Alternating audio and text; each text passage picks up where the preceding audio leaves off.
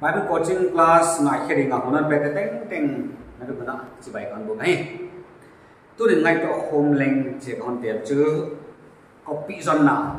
chi to ke sai he ilai siam tu man san ding na isai bung som thum lali tang som le buk na kon sim di isai bung som thum lali tang som le buk na to pa lai bo azamul la simun wai te la ka khat leng kim lo om ke ringa khat leng copy nei lo om ke ring aman ama kam nge in thua pia a kha nge in wai te pi khom ta hi to pa lai bo azamul la simun khat leng akim lo om ke ringa wana copy nei lo le khat leng om ke ringa pathian khai na kai khop a hi sia pina che ai le tu ni na lai siam thu to ki sai ina ilung sim put ding dan here dan hele chi de tu sam on ge da khat na za aza pathian thu a hi chi ge ni la lai akim khat pathian thu hi lo chi za aza pathian thu a hi ya ka ge nga hi chi de hi wana wai za aza chi non sim chiang ina koi koi yang ko nga akibat lo zek zek na bang le namu khadi nga ai ang in tua te zia kin kha lai siam to dik lo ba hi chikna ri lo ba hi azia chu pathian na akim lo khat le om lo de che hiya ya na bu akim lo na thek te akip ka dam na thek te adik lo na china hilo na amu tuina namu hit zo lo om zia le bai the wana khara na ge non chu copy nei lo om lo de che wo ya mun khat na sim na kim lo de dik lo ya to ka na sak ang ye la chu o a copy ni ko ya khat om lai de de o na chi na ngai to de wo je ka copy pathia ni na a thu de copy ne ya ana bo la hi wo a dik lo khat le lo de chi na mo ni wai dik lo om ma hi che na ngai to wai tan mul la kho na hi level zong som nai lo alu tek pan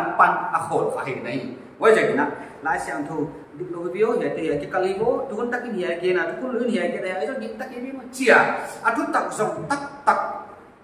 ki khol lo wai tan nuam na sia ka adik lo de mu nuam na sia ka ngai to na hi le thu to ma hi dia zong tak nai la chu huai thu dik nam ma khan na khol ho dia hi chi tu na kon ke ma sa ka he sao lo ve na dia lai siang thu sim te hi ya ilai siang thu ve na dan ai sing bang na copy nei lo om lo ding a hi a chi ai ha na ilai sa ro sim chiang na neng kha chi chu ana ki kal bang om a hi ngo esa na ding na ma thai on sim zo le a to kun lui le to kun tha ka ya ye en ka zo le ma thai bung khat na wana han thian zo lo mặt thái vùng khát em ta tập để đan chế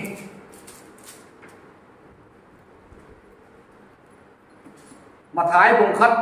tàng giết na asa in Jehoshaphat aswanga Jehoshaphat in Joram aswanga Joram in Uzziah in Jotham aswanga Jotham in Ahaz aswang Ahaz in Hezekiah aswang hiya na etule Joram ina Uzziah aswang che ta mo Jehoshaphat in Joram aswang Joram in Uzziah aswang Joram pa kha kwale Uzziah china mo Uzziah pa kha kwale Joram china chu English version a achia zodia kon na mà thái vùng khát tàng giật này sim lệ chế chế về Asa begot Jehoshaphat begot Joram and Joram begot Uzziah ai Uzziah pa kwa le ya ha Uzziah pa kwa le Joram này chứ mo ai mà thái à kha vùng khát tàng giật này sim lệ Uzziah pa kha kwa le Joram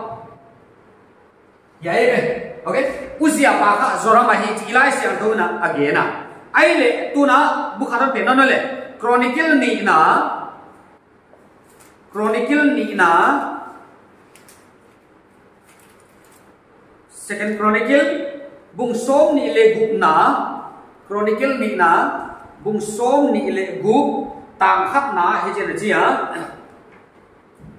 Now all the people of Judah took Uzziah, who was 16 years old, and made him king instead of his father Amaziah. Here he Israel tena ajuda kumpi pau adi kumpi pathak dingina Uzziah kumsom le gup 16 years old ha apa sikle tanga dingina kumpi dingina akoy je apa Amaziah je ya ya Chronicles ni na tukun luya second Chronicle bungsom le do ta khat na a yet le mathaya to ye ka cheti me mathaya Uzziah pa kha zoram chia ya ya Uzziah pa kha banga che le Amaziah ke mo Uzziah pa kha Amaziah ke Amaziah pa Uzziah pa Amaziah ya Chronicle wana Uzziah pa kha zoram mai mathaya ne jawun kha yai gen bang cha si bang the ni mo tak aki kal bang ei mo yai pe pathan hat khu bi tho yai le pathan hat khu bi tho ai bang chi tu na yai context and suk suk le jin kha aki ka tamat tamai asunga tam kwa na bang tam som na bang sim suk le jin le waya wai so nga chin chin Chronicles kong mung som ni le guk na kong sim suk ina mung tom tom le jin kha yai so yaki ka ni bang lo so bang china ne cha buai zak thit ma na ni ai le yai pen to kisai bang kita ni koi pen dik zo di Uzziah pa zoram chi mo ai ke Uzziah pa Amaziah chi to kun loi pong ke mo to kun tak pong ni koi pen dik zo ngai to na pia wale hi chi dan deu thil kha om zeu zeu e ai le yai thei siam na ding na eleng utwai sak tu na mathai bung khat na tam khat nan sim su le mathai bung khat tam khat na David tapa Abraham tapa Jesus Christ hang thubu jin David tapa Abraham tapa Jesus Christ hang thubu itu saja English version akha isimle bangachia. The book of genealogy of Jesus Christ, the son of David, the son of Abraham. Aile ya ngai tole. David tapa kwale. Aliya jual David tapa Abraham tapa Jesus Christ hang tu jam. Abraham tapa kwa David cina. Aile David tapa kwa Jesus, aile ngai tole. Abraham atapaka wale David. David tapa Jesus. Ahi bihin thui na Abraham David tapa nei ya. Abraham tabang sa nei le. Ismail le